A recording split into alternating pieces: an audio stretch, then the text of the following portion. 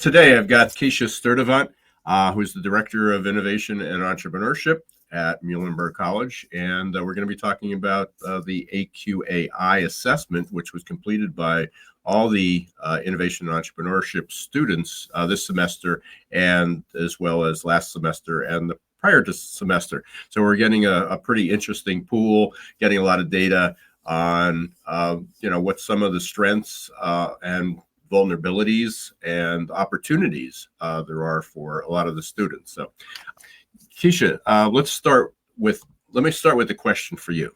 Okay, before we dive into what the AQAI report reveals. You've been involved with innovation and entrepreneurship for, we won't go into how long, but for a while. You got a background. Yep. What are some of when you talk about entrepreneurship and innovation, people throw out a lot of terms. It's like, oh, we're looking for people who are creative. We're looking for people who are open-minded. We're looking for people who are ambitious. What are some of the skills or abilities or traits or characteristics that you in the past have been focused on? Sure. Thank you so much for the question, Ira, and your time. So primarily when I think of innovation and entrepreneurship, it's really about having a wide open space. As you may know, my vision has always been the sky's the limit. So really having that open canvas and allowing my students, CEOs, individuals to help them to see the bigger picture. And what I mean by that is understanding, again, what is their mission, what is their vision, and how we can work together and partner to better understand the whole innovation slash entrepreneurship journey. And one of the biggest things that I look at is, number one, listening, to what is it that they are looking for and what is their vision. So once I'm able to obtain that information, again, we either do a brainstorming session, which can look like so many different things based on the industry that they're in, and just understanding, again, what is it that they're, at the end of the day, when they have a client, when they have their employees, their management, how can we serve them? How can we partner with them? And how can we get them on board with the vision that the entrepreneur, the CEO, the students have for their particular project or projects? Yeah, I mean, that seems to be a problem that's not only involved with colleges and students, but with organizations. So I'm also teaching organizational change course, and one of the most common questions, comes up is how do we get our employees? How do we get people to embrace this change? How do we not have them to be fearful of that? And I've heard this at a neuroscience summit a couple of weeks ago, and it sort of sums it up. If we look at it, is that there's two opportunities out there. One is how do you create an opportunity that there's to play into FOMO, which is fear of missing out. So how do you create an opportunity that's better than what we have now? But the other one, which seems to be the struggle, which is where I'm really excited about this AQAI, and when I discovered it about 4 years ago, because I've been in this space for 30 years, actually my whole life, but from the entrepreneurship side, but working with HR, but working with organizations, the whole side was how do you help people overcome the fear of messing up? So it's FOMU. So it's FOMU. And working with Muhlenberg, working with the students, working with so many small, medium-sized businesses, which is where my niche is, there's always a fear of messing up. And some of that comes down to what people focus on fixed and growth mindset. So that fixed mindset, or what's really common is the imposter syndrome. How do we help people overcome that? So when you're talking about going into a brainstorming session, something that sounds pretty simple, and we've all been there, that they said, listen, we're starting with a white slate. It's as you said, it's a wide open space. There's no wrong ideas. There's no bad ideas. Share them, and then the room goes completely silence. Right? Yes. You've been there. I mean, I've been it's there. like, yeah, and people say, well, I'm not very creative. and I don't want to look stupid. Mm-hmm. How do we overcome that? We've all struggled with that, and you and I have been through there. I've got my master's in leadership. You've got your doctorate, and we've learned different tools and techniques to get that to come out. But there's still this fear of messing up. So one of the things that I found I was searching for was some type of a model that helped people get more comfortable with change, because it's coming, and it's coming faster. We won't spend any time here going in that we're living in this VUCA world, this volatile, uncertain, complex, and ambiguous world, and life is just never normal anymore, and the speed of change just seems to be accelerating. So people must, everyone, whether you're an entrepreneur or not, is going to need to adapt and adapt faster. But we didn't really have a model. So where this AQAI came from, it was the development of what we call the ACE model, ACE. And what we're looking at was that there was a model that the full responsibility for change doesn't fall to the people. And I know many organizations want to only hire people that are open-minded and are ambitious and have a high achievement drive and all those things. And I created a business out of doing that for 30 years. But it didn't measure, it wasn't really measuring one's ability to change. Okay, so there is a responsibility that individuals have to build what has been identified as 5 different areas to focus on. So I like that, and not it's just that I like it. The research has shown that these are the 5 dimensions that can help people become more adaptable, more receptive, not only receptive to change, but the ability to change and thrive while doing change. So when we talk about adaptability, what's important to know, or especially AQ, adaptability quotient, we're not talking just about one's ability to change. We're talking one's ability to change and thrive while we're doing the change. And I think, and you and I both, teach it the same way, and most people do. Entrepreneurship requires passion. And people who don't have that passion, they have a great idea. Yep. They have all the strategy, they have the funding, they have everything, but they don't have that passion and that resilience to live on that roller coaster of entrepreneurship and innovation. So what I liked about this model is it broke it down and identified the 5 areas, which I'll get to in a second, but it didn't put all the burden. It doesn't allow companies to put all the burden on people and say, we're only going to hire people who have grit and resilience and growth mindset. It also requires that you put them in an environment that supports them. Okay. And how often do we know that that the right people are in place, but the culture doesn't support them? It doesn't allow them to thrive in that environment. So let me break down real quickly what some of these abilities are. So the 5 abilities, no surprise, is grit. So we need people that, and again, just for everyone to know, I'm not going to go through all the definitions here. People can look at them. They can either look them up. They can read about from Angela Duckworth and a million other people. But it's also outlined in the report. So anybody who has the AQAI report, which all our students do, the definitions are in there. But a simple definition of grit is not just perseverance. It's not just hard work. It's not just an all-win attitude. It also has to do with passion, because without passion, it's just going to get old. People get burnt out. When people just rely on grit alone and hard work, we all get burnt out. Okay, but we're going to get knocked down. So in addition to the grit, it's not only moving forward, constantly getting up, but it's the ability to get up. But resilience is not just the ability to get up. Resilience is about the ability to get up and rebound quickly.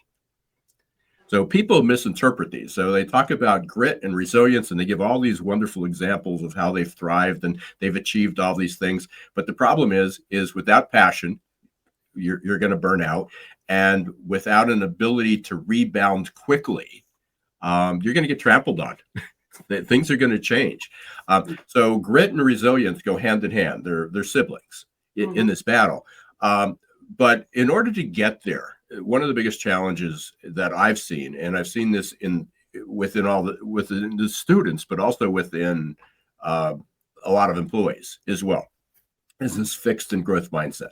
So the fixed mindset, just real brief description, is fixed mindset is thinking that you are born with a certain innate an ability. You're born smart. You're born gifted. You're born skilled at a certain uh, sport.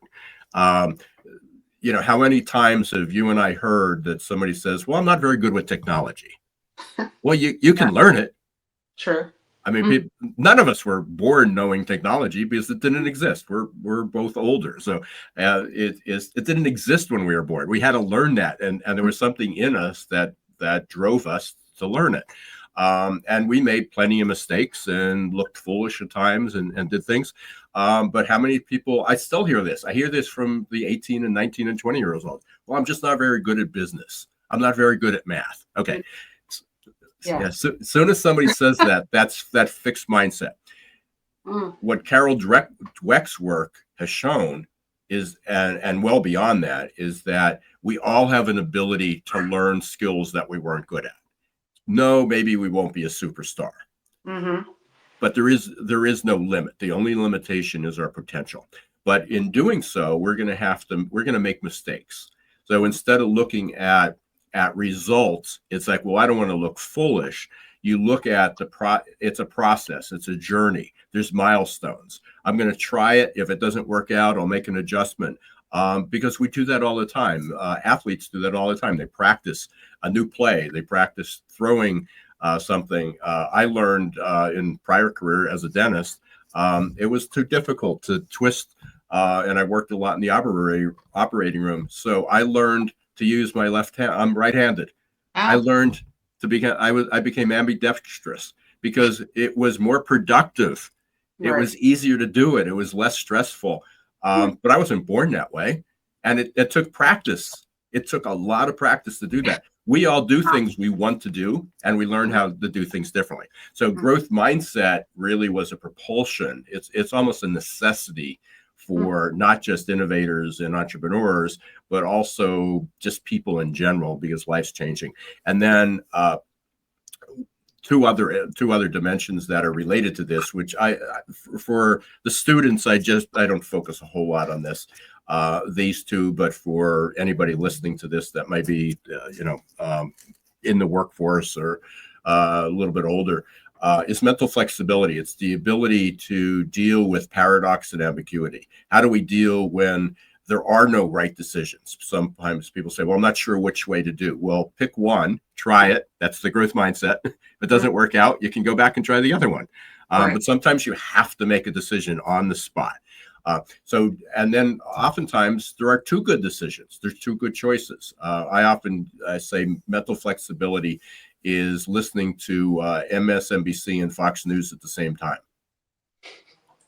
Ooh, I and like. and trying to make sense of it. Mm, Really, mental flexibility is just making sense of all the information's out there, and sometimes there is no clear decision, and sometimes there's two good. It seems like there's two good choices, but they're they're 100. They're polar opposite. mhm, Which one do I do? So mental flexibility is becoming increasingly important because we're living in this world of ambiguity and complexity and perplexity as well. And then finally, and this is especially for people that have been around for a while. And it could be even people that are. I've heard examples from some of the students that they'll give is that they were injured and they had to learn a new pathway. They had to learn how to do something different. Just as my example of being ambidextrous, um, they had to maybe they learned to throw in a particular way, but it kept injuring their shoulder. mm, Okay. So through practice, they had to rewire their pathways and learn a new way to do it. And it was really awkward at first. The fifth subdimension of ability is unlearning. mm, It's the ability to unlearn. And for a long, long time, we grew up with you can't teach an old dog new tricks. You can't, Sure. that people would say, I've heard this in 30-year-olds, 40-year-olds, 50-year-olds, and especially some of my peers, is that I'm too old to learn that. What Mm, neuroscience now says is you're never too old to learn it. You yes. can, it just takes practice, and it may take longer than it did if you're 50 than it did when you were 20. Hmm. But the fact is that we can unlearn. So the five ingredients for adaptability are grit, resilience. They're still necessary more than ever.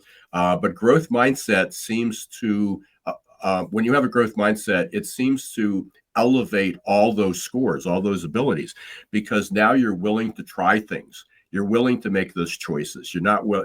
You don't have that fear of looking stupid, looking bad, failing, falling down. Because I know I can. I can get up. I'm going to keep going.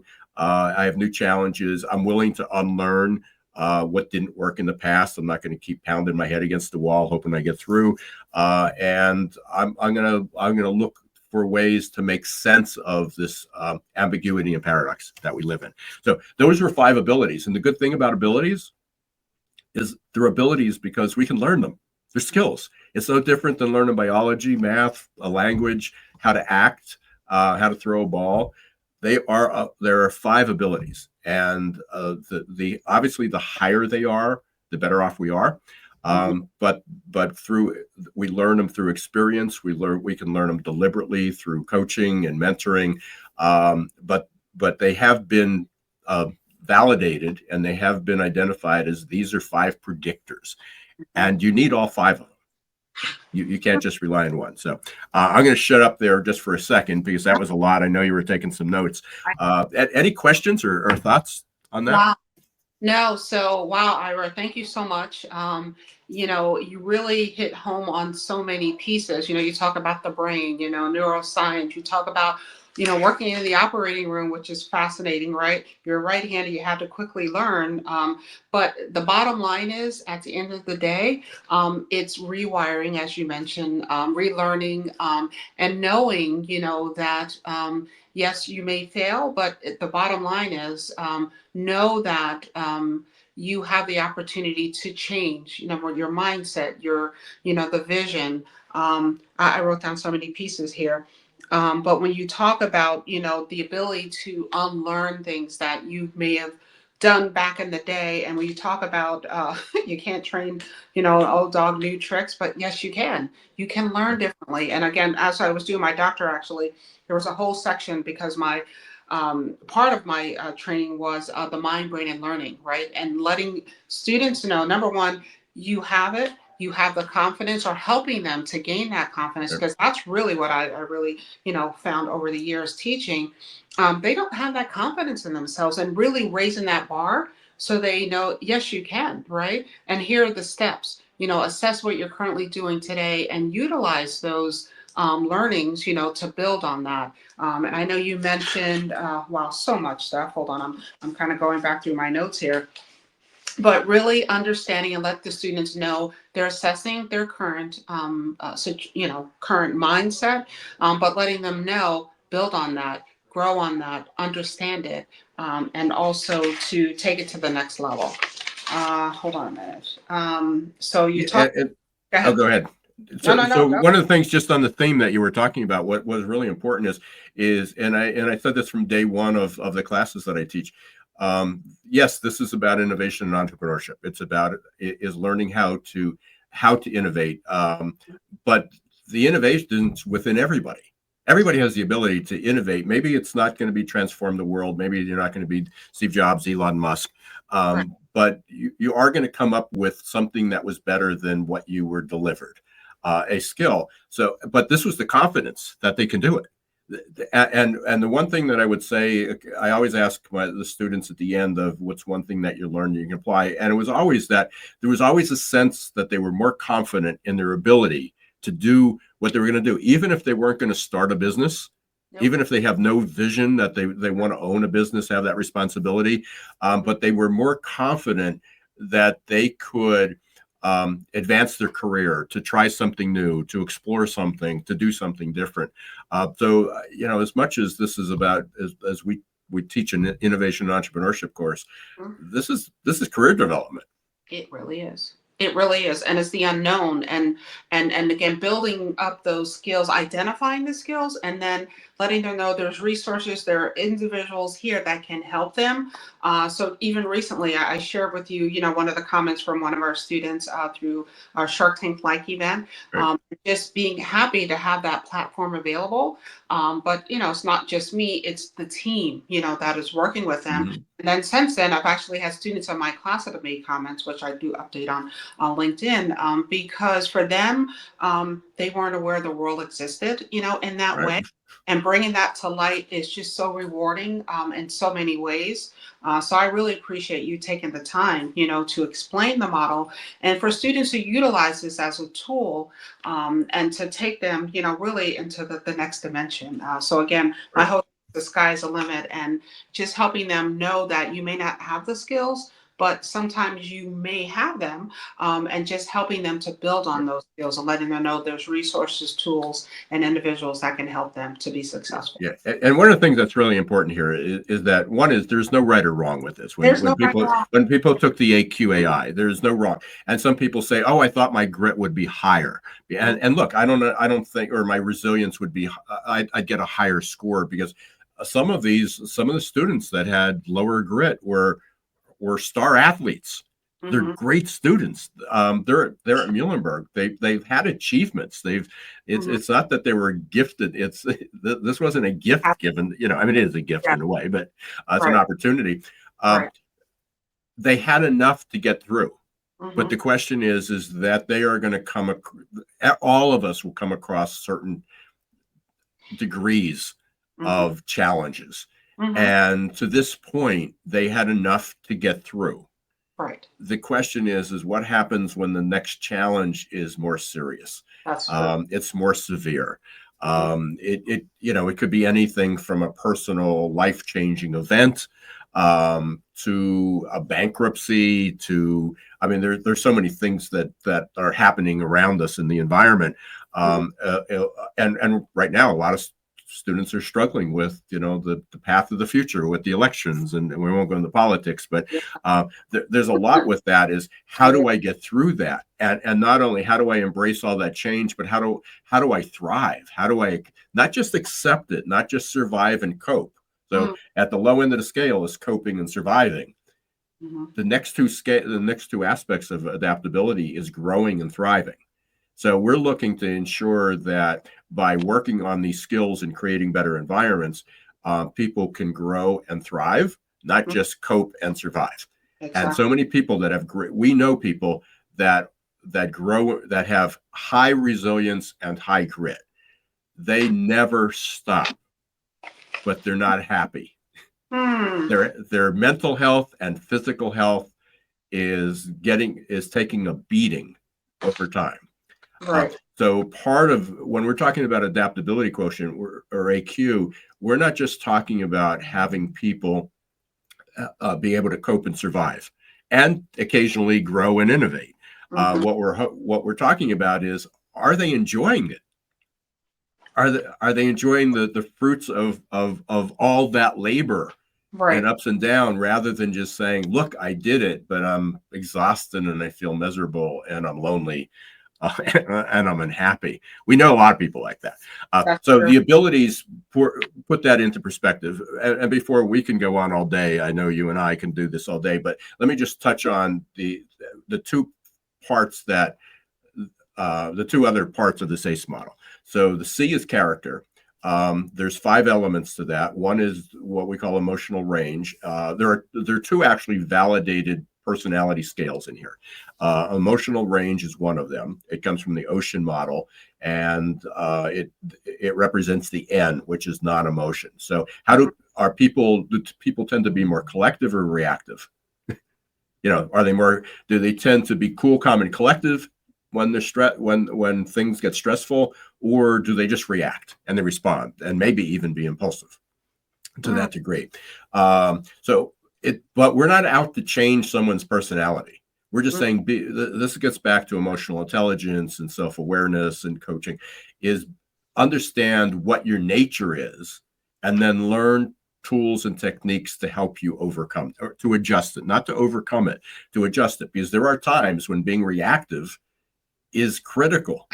If you're in a crisis, you need to we need people who can react.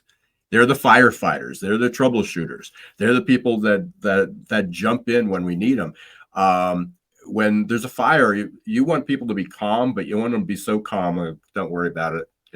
It'll pass. We got time. The other aspect of this is pretty common. Almost everybody understands the extroversion and introversion. Okay. But just because you're extroverted doesn't mean you like people. It just means you like being around people. You may not like the people you're around, but you like influencing people, those people. So, but you need people around, and introverts tend to think before they talk. They're okay with that silence. But again, it doesn't mean they dislike people. It's just how they approach it. So an extrovert wants to talk about the change, and an introvert wants to think about the change first. So the two personality scales and character that the only two that all the research has been able to validate is this emotional range and extroversion. Again, we don't want people to think that, well, I don't like this about myself. It's who you are. If you're tall, you may not like being tall. If you're short, you may not like being short. Sure. There's adjustments you can make. There's modifications you can make to get through that. The other three characteristics are really attitudes. One is hope. Do you tend to be more hopeful or pessimistic? Or is the glass always half full or half empty? Interesting enough, and again, I've got limited data. We've got tens of thousands of people that I have some access to that information. But the patterns that I've seen is people who have a fixed mindset or don't have that growth mindset tend to be more pessimistic. Mm-hmm. Okay, so the higher, if you improve your ability and develop that growth mindset, and you're willing to take those chances, then you tend to become a more positive, hopeful, optimistic person. So some of these things can change as we go there, but imagine, I mean, if you go into innovation and entrepreneurship or your career as a pessimistic person that versus an optimistic person, what opportunities are you going to miss or deny? Motivational style has to do with, do you play to win or to play to protect? So some people are savers, some people are investors, some people are risk takers, some people aren't. Again, it's just understanding who you are. How big a risk are you going to take? Sometimes you need to play to win because it's a highly competitive world out there, but you can't burn the platform, as we say in organizations. You can't always be burning the platform. You can't always put push all the all the chips to the middle of the table every time. Okay. I know some entrepreneurs do that.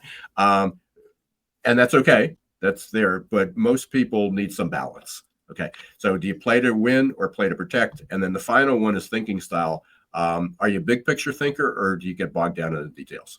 Okay. Both have value. When you're executing, when you have a startup, when you're planning your career, you need to think long term, but you also have to get the details done. It's just not going to happen. So we need to know where our baseline is, and it's like almost a sliding scale. If you're starting here, but I need to be over here, we're not saying you have to change to this point. We're saying you need to learn how to be a chameleon. You need to, if you happen to be a detail-oriented person, fine, that works. Be detailed, but then learn how to step outside the box. Which I hate that term, but learn how to step outside. Learn how to come out of your comfort zone and think big picture for a few moments, and then go back and work on it. Again, if you're extroverted, if you're introverted, we're not telling you have to be a motivational speaker, but there are times you have to come out and be able to present, to speak, to work with people, and don't use your traits as a liability. Learn how to do those. The final, real quickly, and this, unfortunately, the only way to change these, unless you're the leader in an organization and the environment, is to Mhm. leave the organization. Okay, Mhm. so Mhm. one is, this is a measure, this is sort of a culture check, a pulse check, is how do you feel about management? And in this case for students, is how do you feel about the administration? Are Mhm. they providing enough support for you while you're changing? And obviously, while you're in school, undergraduate school, or any school, you're Mhm. changing, you're evolving, so how responsive, how open are they to that? It also looks at team support. Do you feel you have enough support from your coworkers? And again, we're talking about a work environment, but do you have enough support from your manager, your direct manager, and your coworkers? When we're doing it at school, I tell the students to take this. Do you feel you're getting enough support from your professors, from the staff, and from your and co-students and other students? Is there enough support there? Do you feel part of that? But it also looks at emotional health, which is like a well-being check. Where's your head? Is it in a good place or a bad place? Okay, so Mhm. emotional health is that well-being check. The work environment is, do you feel that the environment that you're in, the culture you're in, has practices and resources available for you to support you?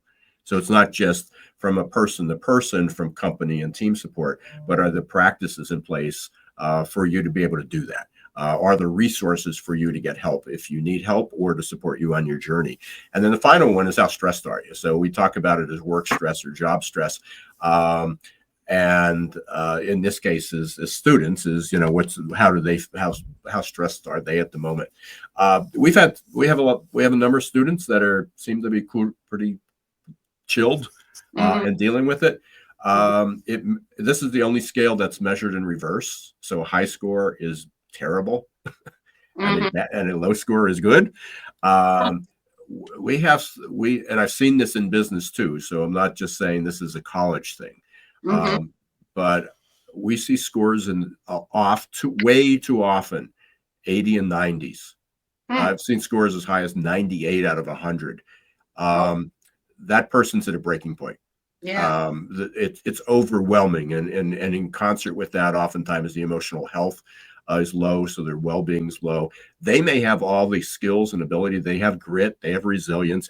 Nobody has zero, by the way. Mhm. And that wasn't, I think I neglected to say that earlier. Mhm. Everybody says, well, I thought I had grit. Well, you do. You scored a 50. You have a Got it. 50 is approximately like a 50 percentile. So you have more than 50% of the population. You Mhm. had a 62 on reliance, resilience. So that Mhm. may not be, maybe you do need more, but you've had enough to get by right now. Nobody had zero. Nobody has nothing. Mhm. Um, it's the question is, do you have enough? And then does the environment support you? If the environment's not going to allow you, it's not supportive for you to grow, Mhm. then either you're stuck, you will just learn how to cope and survive. Right. But when we get down to, quiet quitting, and why people leave jobs, and why people are unhappy, and it you can almost peg it to, if someone has high abilities and they're in a crappy environment, Mhm. they're not going to do well, or they're going to leave that environment. And you Right. see that all the time. Sometimes you have a great environment, but the people don't have the abilities. So if Mhm. there's coaching and mentoring and training and skills, you can Mhm. bring them up. Hmm. Do that. The one thing that this doesn't, the individual reports won't show, is we also run a team report, and I did show that to the students in some of the other classes. We can create a team. We can put all the scores together Mhm. in an anonymous way, so it's nobody Mhm. sees who's different scores. Sure. And it has two additional scales. One is called Explore and Transform, which fits into our innovation and entrepreneurship. So Mhm. Explore and Transform is, who are the visionaries? Mhm. Does this team have the ability to disrupt? Uh, the second measure is called Utilize and Improve. So Explore and Transform are the disruptors. Utilize and Improve means, are you more inclined to incrementally change, continuous improvement, Mhm. make those adjustments? So collectively, where's everybody's head? Right. If you have low scores on both, the organization's somewhat in trouble. because if you don't have visionaries and you don't have a team of people that is willing to incrementally improve and innovate, then that's a problem. You're basically fighting the status quo. So when we go into organizations and look at this, we can, and even startups, is you've got some startups have great visions and great ideas, Mm-hmm. but they don't have the stamina. They don't have the grit and they don't have that level and scope of grit and resilience and growth mindset and unlearning. So are they coachable? You know, Mm-hmm. how often do you hear that? It's like somebody, we hear this all the time on Shark Tank, not our Shark Tank, but the real Right. Shark Tank, The is real when one. they evaluate them, is sometimes they don't, the sharks are interested in investing in that organization or that business, but they don't think that the person is Person. coachable. That's true. Okay. I've seen So that. Mm-hmm. yeah. So this gives it a sense of, are they coachable? Do they have a great idea and a concept, but is it, do they really believe in that disruptive, that disruptive Mm-hmm. nature of it, that innovative nature, or is this just an improvement on a business model? Is this just a little tweak? Mm-hmm. It's good. Some of those are hugely successful. Right. But where is the team? How aggressive could be the team based on the strategy that's there? And sometimes people just don't get it. So in summary, we've got it. We now have an ability to measure the culture. Is it receptive to change and adapting and innovation and entrepreneurship? Mm-hmm. If are the individuals, the good news about that, that can be changed with good leadership. The abilities can be developed within the people. So you may have the right people, they have the right attitude, they fit in, but they need some nurturing and coaching and mentoring and skill building. And by the way, one of the other things, and this came out just about the time I was introduced to this model. McKinsey in 2021, so it was right at the beginning of the pandemic, released a study of 56 skills that they called it citizens in general would need to thrive in the future, and they called them deltas. So it was dimensions of essential talent. Mm-hmm. The number one predictor of future employability by far. I mean, it's on the chart. It's double anything else. Mm-hmm. Is adaptability. Wow. Okay, and then World Economic Forum came out. Adaptability is essential. A lot of the other consulting groups have come out. In fact, the Surgeon General even talked about it with the sense of like loneliness and there's a loneliness epidemic, there's a mental health epidemic, and they talk about the need to help people to be able to adapt and thrive. Mm-hmm. So there's lots of reasons to use this, but there's a lot, and I know we probably went over a little bit on our planned time, but there's a lot of information. But this is the model, the report that each student received, Mm-hmm. which is another reason I really like the report. It's not just, oh, here's my score. Right. It gives recommendations and tips how to improve it. There's worksheets in there. And of course, if anybody says, I'm confused, I'd like to know more, what can I do about this? Reach out, if they can reach out to you or me or to the Career Center at the school, and because they're well aware of the AQ. We actually did it in the personal and professional development group. So they've actually been introduced to this as well. But if anybody needs some additional help or guidance, or they're confused by the results, then reach out and we'll be happy to answer questions. That's awesome. Wow, Ira, I learned a lot today. So thank you so much. We're always learning, right? And having We that are. open mind, mindset and really connecting. I really appreciate it. But we need to bring this not just to our I&E students. We really need to bring it to the university. So I would love to incorporate that. And we can talk a little bit offline on how we can do that, through training classes here, Mhm. talking to career services, as you know, Sue McNally is our new Right. executive director. And it's funny, we were supposed to have a meeting this morning, but we have a meeting next week. So I would love to bring more of this to the university. bring Yeah, it's forth. essential, and I've had some It is. conversations and appreciate the support. And now that we have almost, I think over 75 students, maybe closer to 100, Yeah. and some of the patterns are developing. And I Hmm. know the Career Center has identified imposter syndrome, Mm, growth mindset as some initiatives, and we see sure. a lot of that in the students. And Exactly. if we can help them overcome it, then we're helping them become more successful in life, because even with the degree from Muhlenberg or wherever they get a degree from, Hmm. taking it, hitting the workforce is then another stage: is, do I deserve to be here? Absolutely. And unfortunately, there's a lot of managers and leaders who like to put the thumb on people and, Pain. and test them. That's Yeah, true. Wow. for sure. I thank you so much for your time. I know you're very busy, but this is so important. And building that foundation, for the students early on into their entrepreneurship journey or innovation, just the awareness is really priceless. So I truly thank you, for the opportunity to be a part of this. Yeah, And likewise. first, Likewise. Yep. thank you. Good. Well done.